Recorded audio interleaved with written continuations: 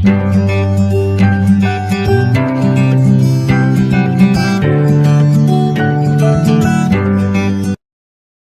दर्शकों, आप हमारे चैनल डॉक्टर धर्मानंद एस्ट्रोलॉजी को लाल बटन दबाकर सब्सक्राइब करें और बेल आइकन दबाएं ताकि हमारे सभी कार्यक्रम ज्योतिष और अध्यात्म से संबंधित ज्ञान आप तक आसानी से पहुंचे। साथ ही वीडियो को अंत तक देखें और लाइक, कमेंट, शेयर करना न भूलें। धन्यवाद। ओम श्री गणेशाय नमः। ओम श्री गुरुचरण कमलेभ्यो नमः। नमस्कार प्रिय दर्शकों, आप सभी को मां सिद्धेश्वरी ज्योतिष कार्यालय एवं doctor Dharmanand astrology and company के तरफ से चतुर्थी चंद्र, चौठ चंद्र एवं श्री गणेश पूजा की हार्दिक शुभकामनाएं। मैं डॉक्टर धर्मानंद ठाकुर बात करता हूं चतुर्थी, चौठ चंद्र एवं गणेश पूजा के बारे में। भाद्रपद मास शुक्ल पक्ष की तृतीया तिथि उपरांत चतुर्थी तिथि मंगलवार को अंग्रेजी तारीख 26 अगस्त 2025 ईस्वी को चतुर्थी चंद्र अर्थात चौठ चंद्र पर्व है। इसी दिन से गणेश पूजा भी शुरू होगी। इस दिन तृतीया दिन में 12:48 तक रहेंगे, फिर चतुर्थी तिथि प्रारंभ होकर आगे तक चलेंगे। चतुर्थी चौठ चंद्र की पूजा संध्या काल सूर्यास्त के बाद किया जाता है। इस दिन गणेश चतुर्थी पूजन व्रत भी है।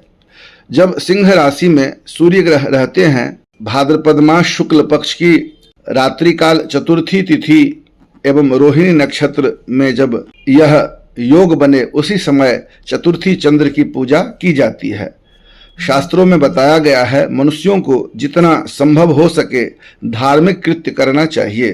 पूजा पाठ धर्म कर्म करने से कल्याण ही होता है। इस रोहिणी नक्षत्र एवं चतुर्थी चंद्र, चौठ चंद्र की पूजा करने से मनुष्यों को व्यर्थ की कलंक से छुटकारा मिलता है। साथ ही किसी को झूठा कलंक लगा हो और व्यक्ति उस चीज को साबित नहीं कर पा रहा हो, अपने बातों को साबित नहीं कर पा रहा हो, दुखी रहते हो, तो ऐसे मनुष्य को भी इस उत्तम व्रत को अवश्य करना चाहिए। निश्चय ही इस व्रत के प्रभाव से वास्तविकता का ज्ञान उजागर होगा और व्यर्थ के कलंक से लोगों का बचाव होगा। इस दिन चंद्रमा का दर्शन नहीं करना चाहिए, इससे झूठे आरोप लगते हैं।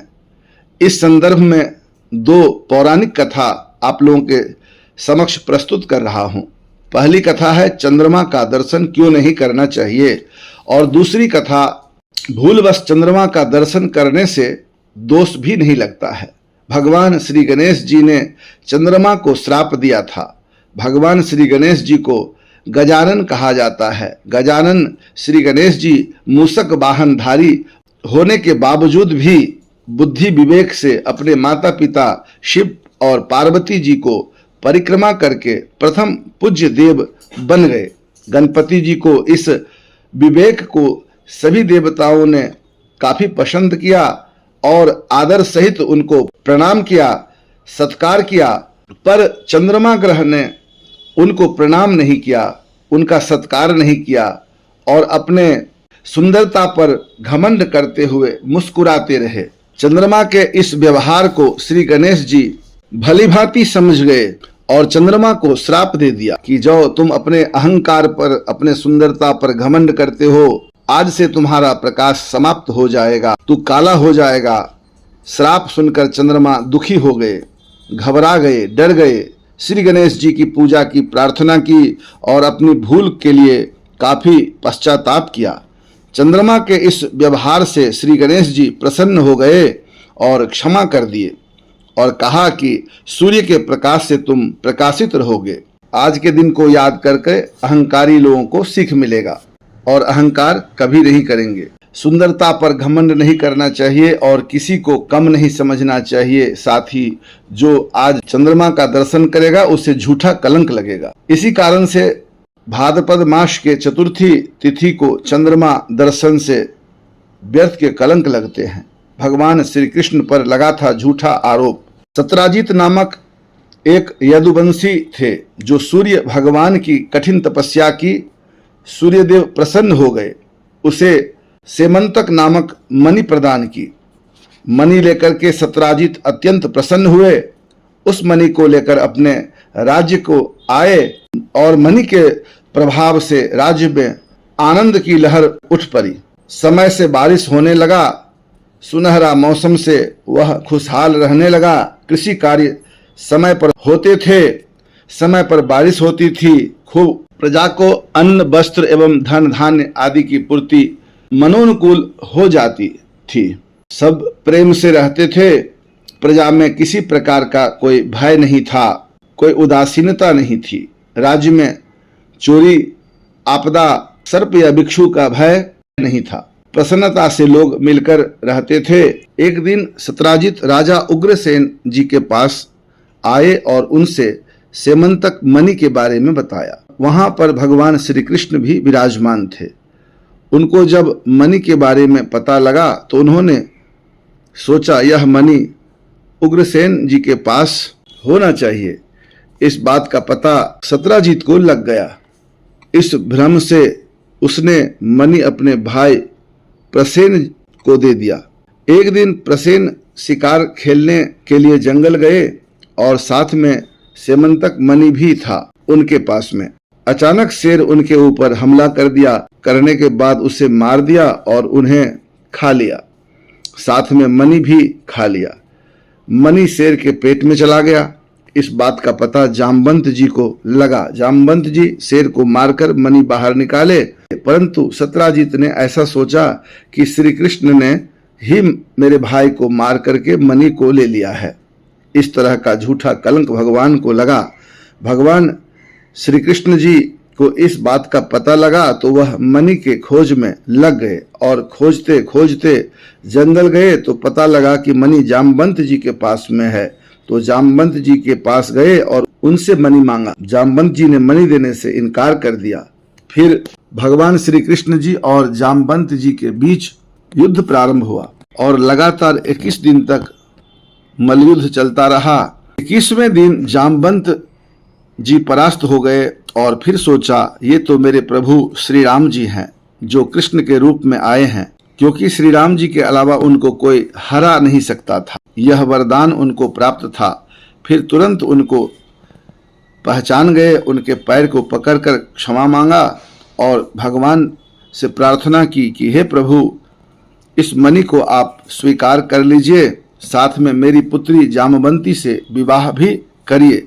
भगवान उनके दोनों प्रस्ताव को स्वीकार कर लिए और मणि भी ग्रहण किया और उनकी पुत्री से विवाह भी कर लिए। कन्यादान के पश्चात भगवान और जामवंती अपने राज्य को लौट गए और मणि को ले जाकर के सत्राजित को दे दिया। और सत्राजित को जब इस बात का पता चला तो वह बहुत पश्चाताप किए, बहुत दुखी हुए, क्षमा याचना की और अपनी पुत्री सत्यभामा से श्री कृष्ण जी का विवाह करवाए। सत्यभामा श्री कृष्ण की पटरानी बन गई। इस कथा को सुनने से लोग व्यर्थ के कलंक से बचते हैं। चतुर्थी चंद्र के कलंक से बचने के लिए चौठ चंद्र की पूजा करनी चाहिए। साथ में कलश, नवग्रह, 10 दिग्पाल आदि की विधिवत पूजा करनी चाहिए। पूजा के पश्चात हाथ में फल लेकर चंद्रमा का मंत्र पढ़ते हुए दर्शन करना चाहिए। दर्शन मंत्र: सिंह प्रसेन मवधीत सिंहो जाम्बवता हतः सुकुमारक मारोदिस्तभ्येख स्यमंतकः। मंत्र का अर्थ इस प्रकार है: सिंह ने प्रसेन को मारा और सिंह को जामवंत जी ने मारा। हे सुकुमारक बालक, तू मत रो, तेरी यह सेमंतक मणि है। यदि कोई झूठा आरोप में फंस गए हैं और कोई रास्ता नहीं मिल रहा है बचाव का, तो इस मंत्र का अधिक से अधिक जाप करके अपने आप को सही साबित कर सकते हैं, बचाव हो सकता है।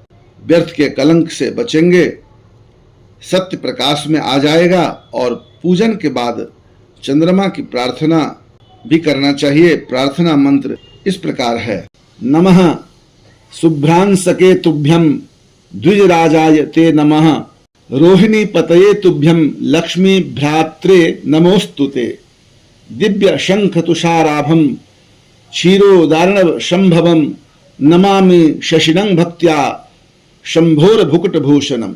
इस मंत्र को पढ़ करके चंद्रमा को प्रणाम करें और प्रणाम के बाद फिर प्रार्थना मंत्र पढ़ना चाहिए। प्रार्थना मंत्र इस प्रकार है: मृगांक रोहिणी नाथ संभो शिरसी भूषण व्रतम संपूर्णताम यातु सौभाग्यम च प्रयच्छ में, रूपम देहि यशो देहि भाग्यम भगवन देहि में, पुत्रान देहि धनन देहि सर्वान कामान प्रदेहि में। भक्तिभाव के साथ इस मंत्र को पढ़ते हुए प्रार्थना करें, प्रणाम करें। और उसके बाद चतुर्थी चंद्र चोट चंद्र पूजा की कथा भी शास्त्र में वर्णित है, तो शास्त्र के अनुसार विधिवत पूजन करके कथा अवश्य श्रवण करनी चाहिए। इस व्रत के प्रभाव से रोहिणी सहित चंद्रमा की पूजा, श्री गणेश जी की पूजा करने से श्री गणेश जी आदि देवता प्रसन्न होते हैं और व्यर्थ के कलंक से बचाव होता है।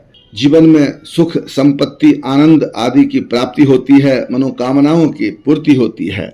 तो आप सभी को एक बार फिर से चतुर्थी चंद्र चोट चंद्र पूजा की एवं श्री गणेश पूजा की बहुत बहुत शुभकामनाएं। वीडियो अच्छा लगे तो लाइक करें, कमेंट करें, शेयर करें, सब्सक्राइब करें, अपने शुभ चिंतकों में भी इसे प्रेषित करें ताकि अन्य लोगों को भी लाभ हो सके। आप लोगों ने अपना अमूल्य समय दिया, इसके लिए बहुत बहुत धन्यवाद। नमस्कार।